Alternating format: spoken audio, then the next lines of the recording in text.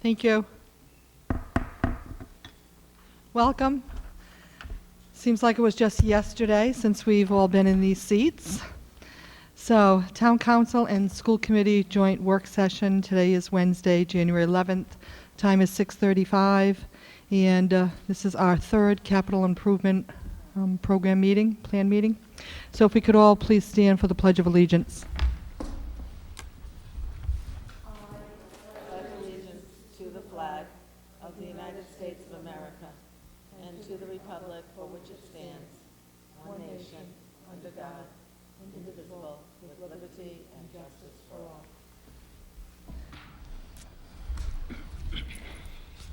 Thank you.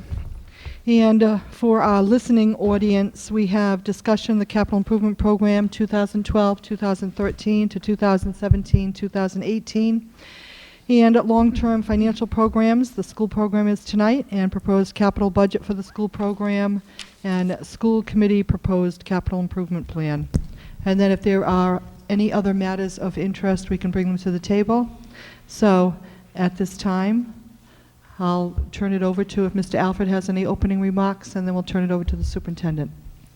I just indicate to the council in the capital budget starting on page 56 for the school programs. With that, I'll turn it over to our superintendent. Thank you. So the first slide that we have for you this evening is sort of a history review of the bonded program.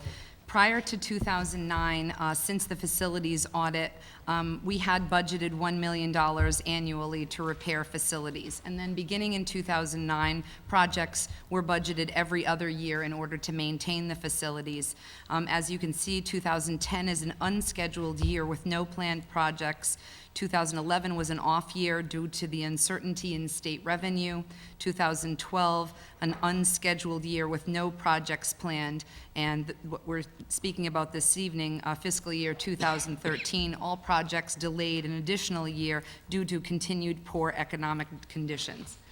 And so I'm going to just quickly go through to show you that the shaded region is the budget year that we're in now. And the first white column is the 2012-13 budget, which is the budget we're planning for. And then you're seeing a projection out for a 6-year total in the most right-hand column. And so we have 0 plans for the administration, next. High school, next. West Kingston, next. Hazard, next. Peacedale, next. You can kind of go through them all. We don't have anything planned this year or next year in terms of the capital budget, because this year is as I said, we're putting off a year, and next year is an off-schedule year. So you can actually move off of Matunic, then move off of Curtis Corner. And the school department total, again, in this year and next, we've put off the bonded programs. We've already spoken last year and the year before about what our outgoing year plans have been. Next. So the real work that we're here to share with you this evening for this budget year is the pay-as-you-go maintenance and technology, which is, as you know, a portion of the, I think you need another slide. I think before we leave the bonded program, and I think that this page, each of the projects is listed for what's going to be in the 14-15 year. That's tentative at this point, and 16-17 and 17-18. The projects are placeholders at this point, and I think that it's very important that as we get closer to 14-15, that there's going to have to be specific documentation and review of all of the needs to see whether or not those that were identified 2 years ago are in fact staying as the priorities for the schools. The 17-18 year is particularly concerning to me because there is no detail at all or engineering work that's been done to define the scope of those projects. The 2 projects that are listed in 17-18 would be improvements at both Matunic and West Kingston schools as far as heating plant, which currently is electric heat. And the question would be whether or not there's going to be a changeover to another form of energy utilization, or whether it's just an upgrade of the existing system that's in place. Whether that's $500,000 per school, or whether it's less than that or more than that, is not defined at this point in terms of any of the planning documents that have been prepared. So again, as we talked about on municipal bonding programs, this is a target over a 6-year period of what the bottom line number is that we believe would fit within the bonding capabilities of the community, while we're still trying to keep debt service at between a 5% and 6% of tax levy. However, as we get closer to either of those, any of those 3 bond years, there's going to have to be a good deal of specific work done, particularly in 13-14, to document the 14-15 expenses, and as we move forward. The other thing I wanted to point out is that the bonding authorizations that will be required is that we would be looking at bonding authorizations going out in the 2014 election year. And prior to that time, there will need to be better documentation as to program needs and better cost estimates being prepared for those. So I'm not concerned that the detail isn't available today. I am concerned that the detail must be prepared, and if we're looking out to the 17-18 year, there's considerable work that's going to need to be done as far as the engineering scoping on those buildings. Concern that we have is that we may also want to flip some of the projects from one year to the next based on the urgency. We're running into problems at this point with some of the schools based on the age of the heating plant. And the concern would be if, in fact, that 17-18 bond needs to replace a bond or proposals that are listed for 16-17, we're going to need to do that detailed review. So I agree there's nothing until we get out to 14-15, but certainly there's planning dollars that you're going to need to look at to be able to justify those before it gets to bond issue. I agree. So with regard to our pay-as-you-go maintenance and technology, this is, as you know, a component of the operational budget of the school department. We're looking and have planned for $140,000 worth of technology, hardware, and computer replacements, and $30,000 worth of maintenance.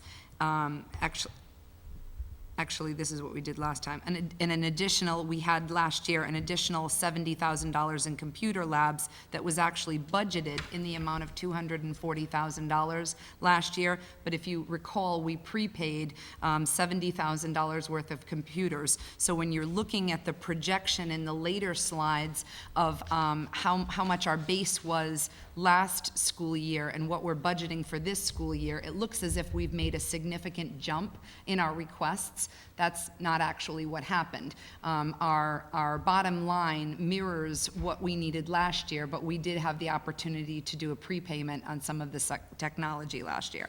So for fiscal year 2012, the $240,000 was originally budgeted and then was reduced by $70,000 in prepaid computer labs. And then for fiscal year 2013, you'll notice that we have planned projects in the amount of $290,000. And if you can go to the next slide. What you're going to notice is that we have our typical network hardware replacements, and we have an elementary computer lab that we're replacing.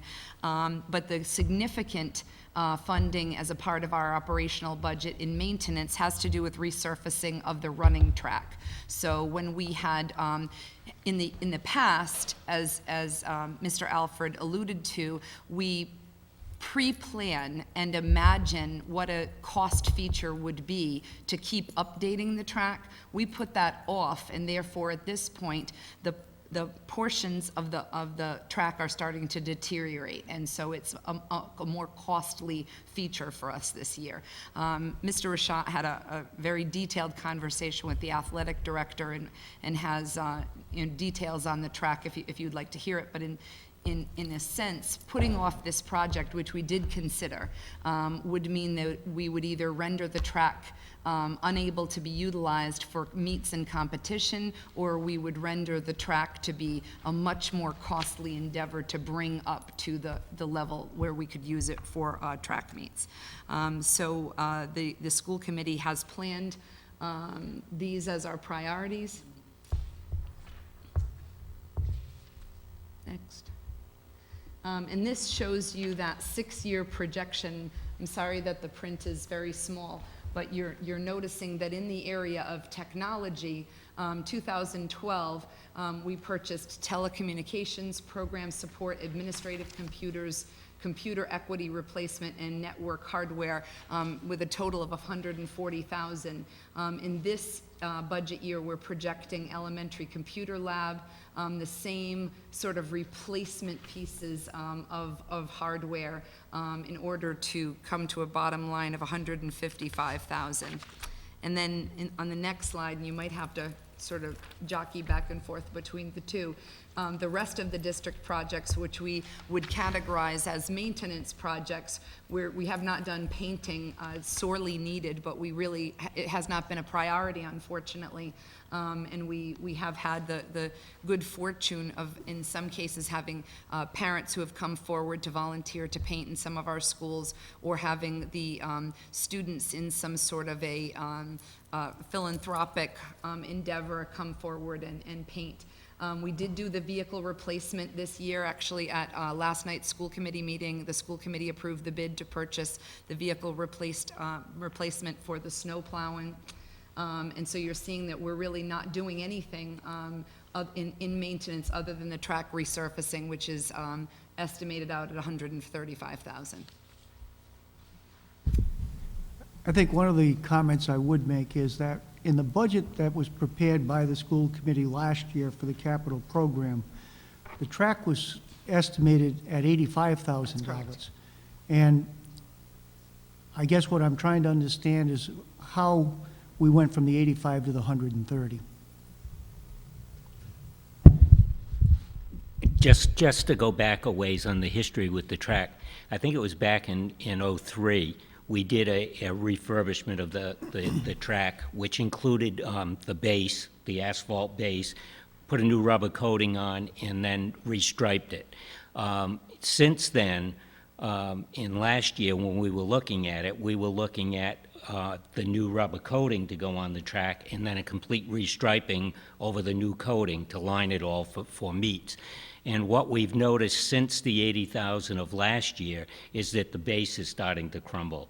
In fact, this past year, the athletic director took some money out of his athletic budget to patch a 30-foot section of base that was deteriorating, and then we restriped it just to get through this school year with the track. So the difference is going from the rubber coating in the lining of the track to now having to do some base work on it that's deteriorated, replace some of that asphalt. So some will have to be cut out and replaced, and then a new rubber coating, and then restriping the track to get to a point where it's safe for meets. And I talked to the athletic director in detail, and he's estimating that within a couple of years it would be to a point where we may not be able to hold meets on it if we don't address the base on it. Any further questions here at that table? Our table. Jim? John, are there regulations for a track? Is it a quarter-mile oval around? How about the 100-yard dash? Is there just an overlay of a straight part? What are the standards? I'm not sure what the standards are. I can find out, but I'm not sure what the standards are. Our track does meet the requirements for sanctioned meets. So length and so forth, it's in compliance. There are some tracks, and I know West Warwick in particular is a little shorter, and they can't hold sanctioned events on it. Ours you can. I know I certainly get confused. Gee, 4 laps on this one, 5 on another. Okay, thank you. And I will point out that the track does get quite a bit of not only school use, but it's used publicly a lot for both running and walking. So, it's under continuous use. Thank you. Kathy?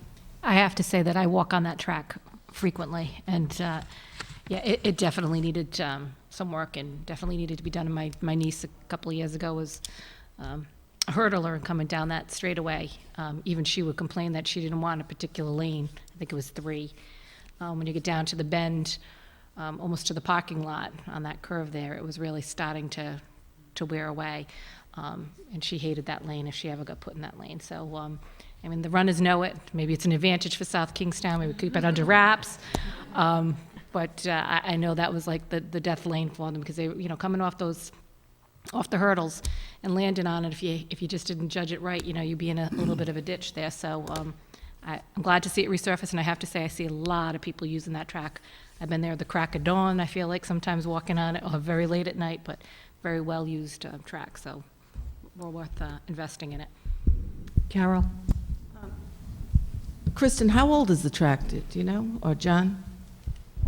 I'm not sure of the age of the track. I mean, it was certainly here when I came Yeah. in the early 2000s, and long before that, I'm sure, because like I said, I think it was 2003, a year after I came on board at the school district, we did a refurbishment of it, and that's when we refurbished the base and everything. So it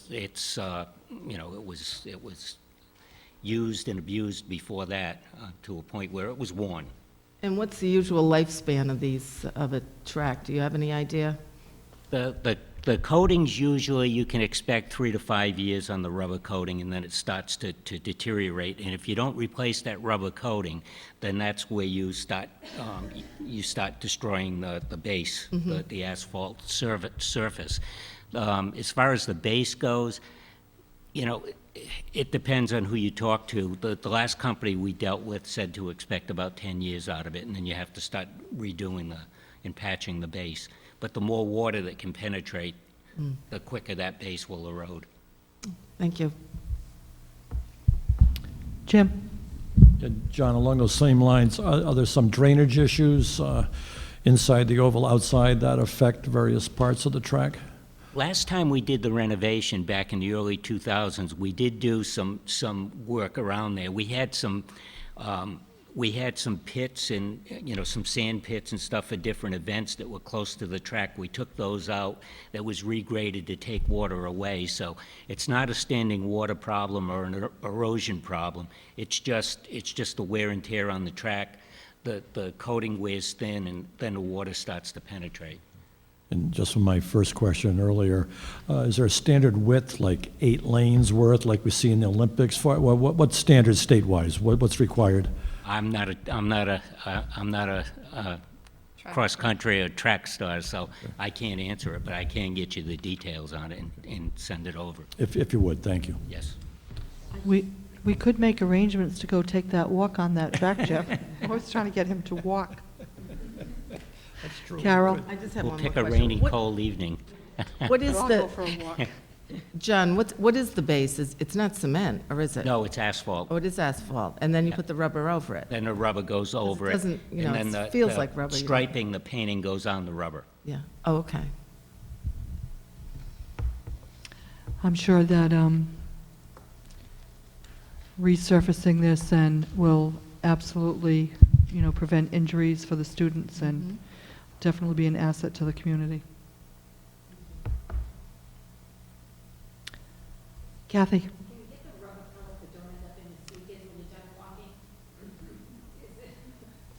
I can't hear it tonight. Oh, it does? It's actually picking it? That's why it needs to be resurfaced.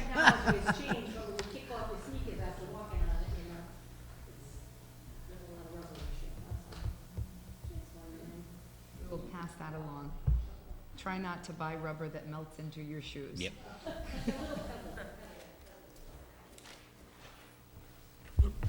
Jim?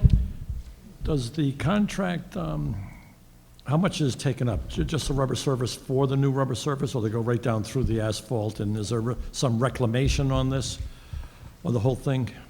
Once they actually strip it, they'll see how much problem there is with the base. Last time, it was a combination. We actually had to take out some whole portions and replace them, and some we were able to just resurface the asphalt and then put the rubber coating on. Right, so we really don't know how bad the total asphalt No, package is until we take up the, okay. We're figuring that the worst case, as we estimate it, would be covered by the 135. But the 80 or 85 that we had in previous years would probably just pay for the coating and the restriping. Polly? John, when was it put in, or when was it done the last time, when was it resurfaced? I think it was 2003 we did the refurbishment. Then we did a recoating a few years back, and then a year ago, the athletic director did that replacement where he replaced about a 30-foot section and then restriped it just the striping had worn so much that you couldn't even see parts of it to determine the lanes on the track. I do believe I was on the school committee when that did get resurfaced. Yep. I do recall that. Okay, any further comments here at the table? I'd just like to make one more comment. We're still looking at an increase of about $50,000 in your base program over what the base program would have been had the $70,000 not been expended in the 10-11 year. And I guess my concern is that as we look forward to the budget, the capital program is a component of it, and you're looking at a sizable increase in your overall budget that's going to be directly associated with the capital. One of the other things that I think would be helpful is if we could get a better detail as far as the computer labs and the number of labs that you have and the replacement schedule that you've incorporated into the budget over the 6 years. Because that's a major cost factor that's here that I don't think can be done away with or slowed down because of the functional obsolescence on those pieces of equipment.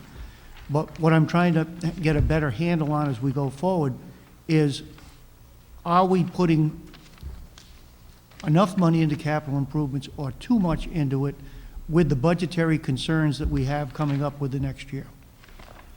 Because, again, we went from a 220 to a 240, and now we're looking at a 290. And the question is that going to be able to be accommodated within your overall budget? We'll forward that information to you. Because, you know, you've got the computer labs, and there's also computer equity, and there's also computer hardware for the network. So, I mean, most of your capital improvements that you're showing here are directly related with the computers, and I'm just asking whether or not the replacement schedule that you have is realistic, or whether or not there's ways of being able to deal with a major cost increase with one project like the track in the 12-13 year.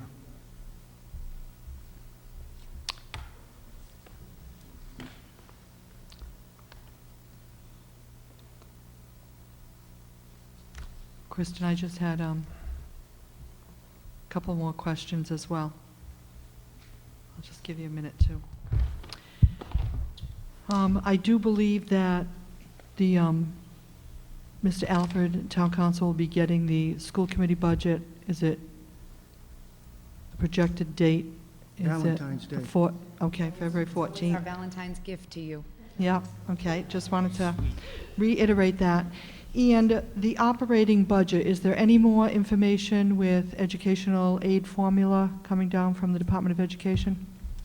I think that the information that we presented to you on December 19th is the same information that we presented to the school committee last night when they received their budget binders. Is there anything that you can think of that changed? Nothing changed, but since that time, I've had additional conversation with Carolyn Diaz at RIDE, and I know the superintendent had spoken with or heard from the commissioner, that the Jobs Fund money and the group home aid looks to go forward in the budget. So we keep hearing the reassurance that that money will be there, and hopefully it ends up in the end being included. All right, that's good news. Didn't know if there were any changes coming, so Not that we've been made aware of yet. that's good news. No, the only thing that we did here was the core amount per student will go from 8,300 to 8,600. Of which you get only 16%. Right. So it's not a big increase, that's for sure. Okay.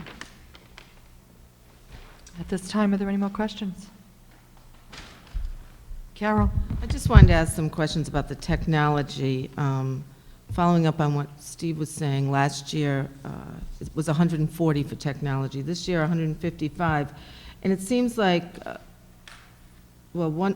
just a small part of that's going to the elementary school, but the other 3 parts of the technology seem to be every single year. Is that like the administrative computers, the computer, I mean, I can barely read this, but If you look, It's on Equity page replacement. 108 in the capital budget, if you've got that with you. budget pieces, a detail, a narrative detail, oh, 100. okay. That's in We made the, our own small copy, but in the larger piece, what page is it, Steve? 108? It's on page 108 as far as the spreadsheet.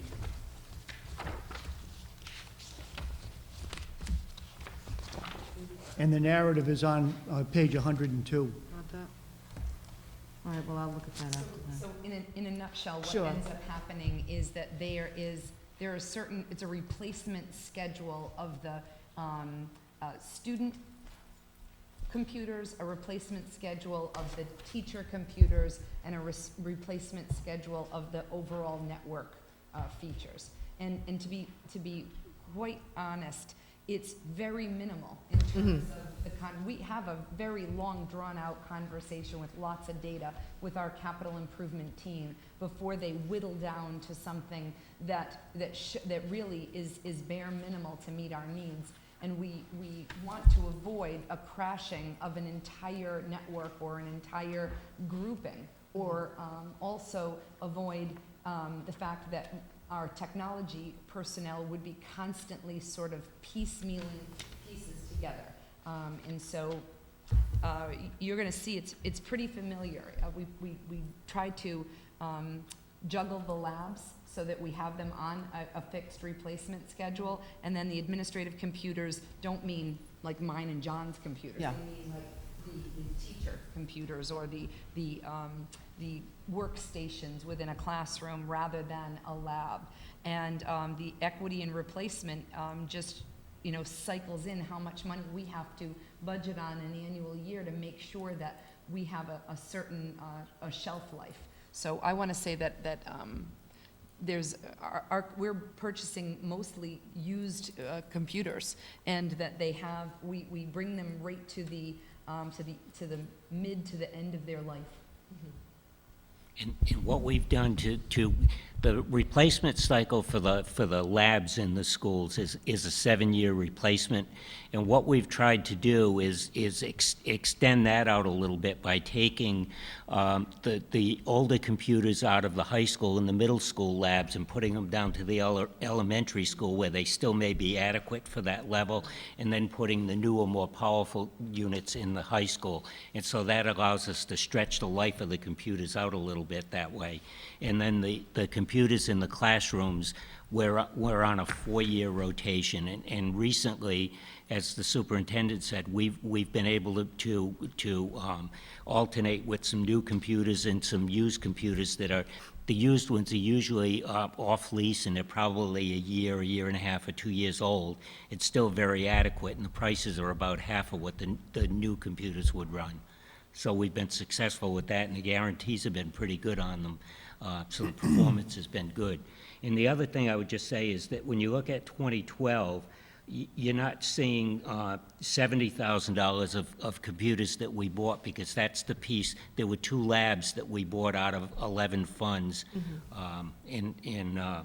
to offset the 12 cost. So those aren't in here, the 70? Yeah, they don't reflect in here, because we actually bought them at the end of 11 when we knew the budget was going to be tight. We backed that up a little bit and bought the $70,000 worth of computers out of the 11 money.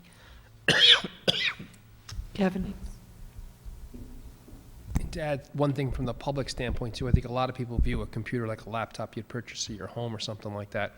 There's also the infrastructure that goes inside of this, the laptop carts, you got the servers that you're gonna go with them, and you have to keep those up to date. That's even more important than the actual computers. If anybody's got a new computer and you have an old program and now it doesn't run, Windows 7 is causing all kinds of havoc right now. So our tech department does a very good job of trying to make sure to stay ahead of that. But you have to buy those licenses. You'll see there was a fee in here for a license. I think it was $20,000. Those are for the NIC card, so you can communicate. And we have Wi-Fi in all the schools, so it's not just a laptop; it's the whole.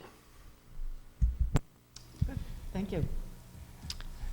One other comment I would make is that this isn't the only money that's spent on technology, because there's about $1.6 million that doesn't go through the school budget, which are federal fund programs. And within those federal fund programs, there's technology being addressed. So I believe in the current year, capital-wise, the federal dollars, it was about $77,000 that was expended, and all of that was on computers. So I don't want the council to get the impression that the capital budget is reflective of only the money that's available for technology, because that portion of the budget that the council normally doesn't see in the federal grants programs, a certain portion of that is being spent on computer replacement. That is true. In some of the grant money, some of it was ARA funds that was special ed money, and we were able to buy some computers out of that, and we also put in the wireless reception in the buildings with those funds.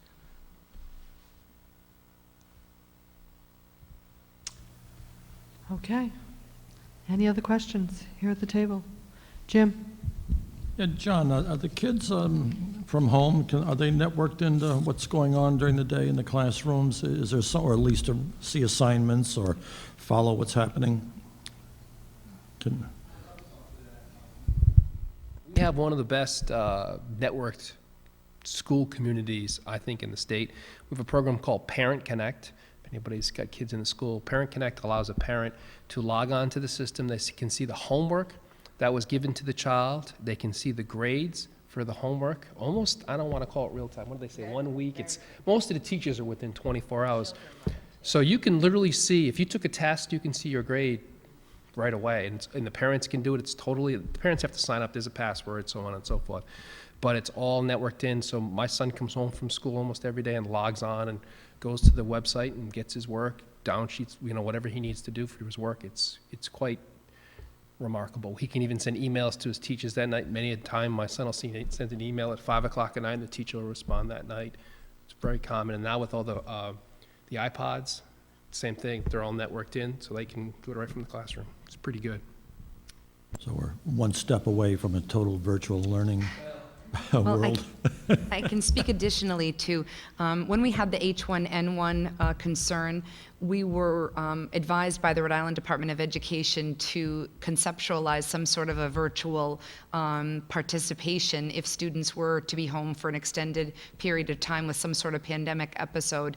And so we, unlike many other school departments in the state, had the opportunity to create a virtual environment on our First Class, which is our website for email. And so at that point, every student was given an email account on First Class, and teachers were instructed to create project-based unit assignments so that if youngsters were out for a significant period of time, we could actually, in a very quick manner, come up with some sort of virtual element for emergencies.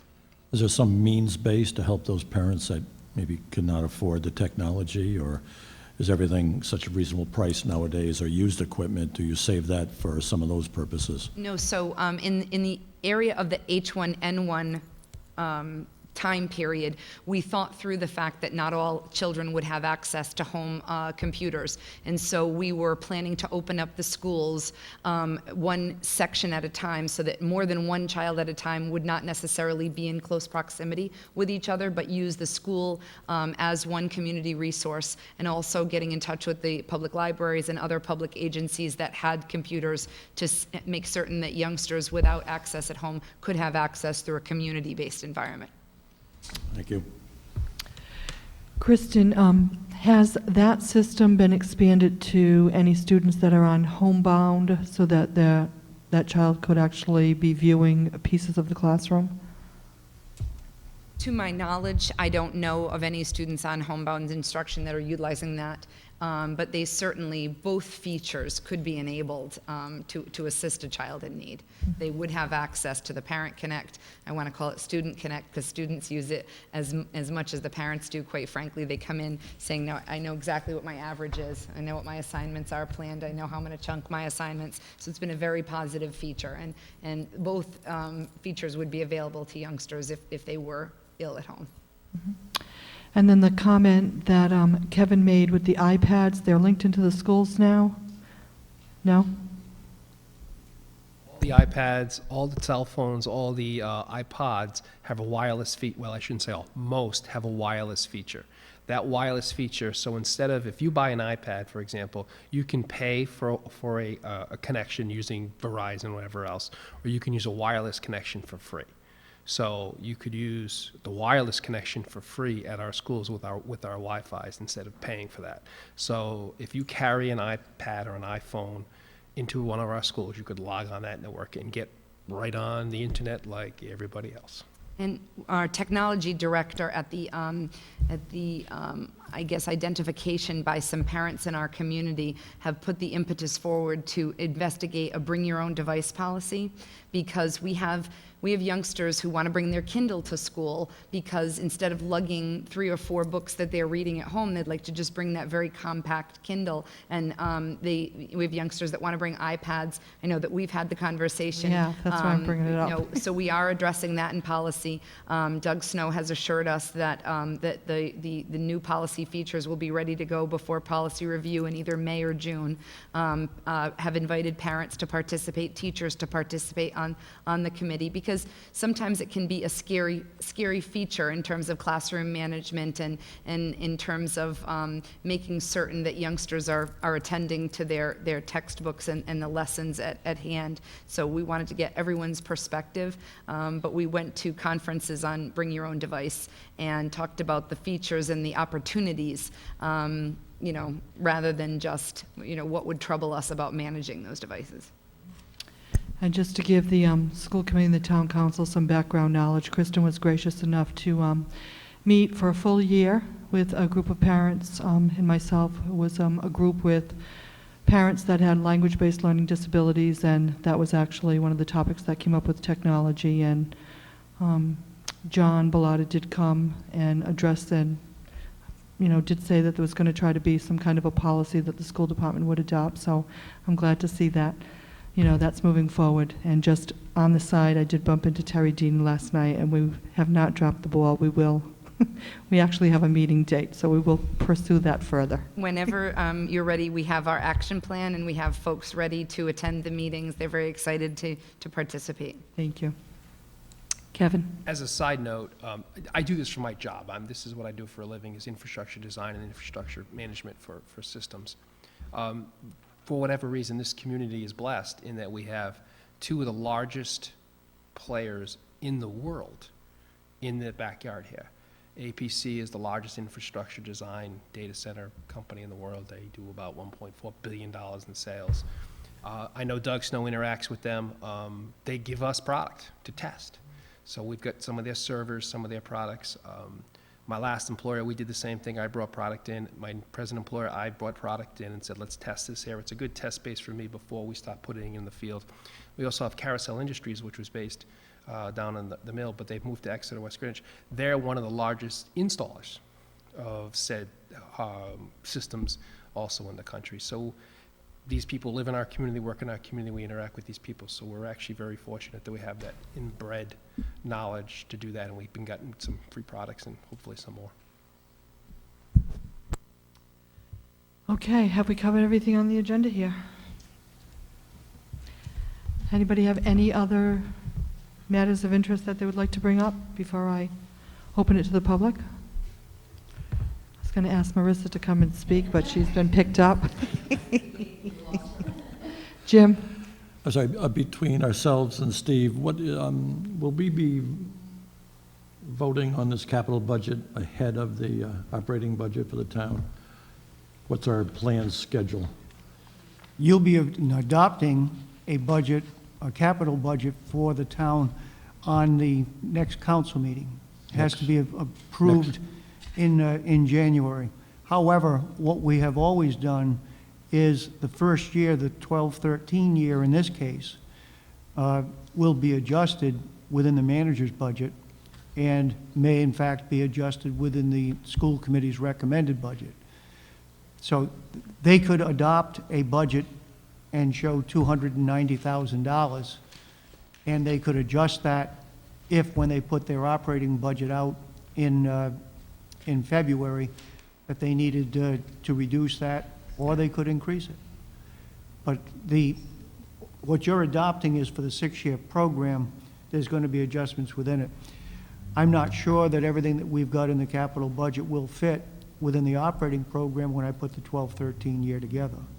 What you're really voting on is the priority of the projects and the fact that the 6-year plan has the projects that you feel are appropriate. But the dollar amounts, they're going to change, Jim, as you go through the operating program. Thank you. Maureen?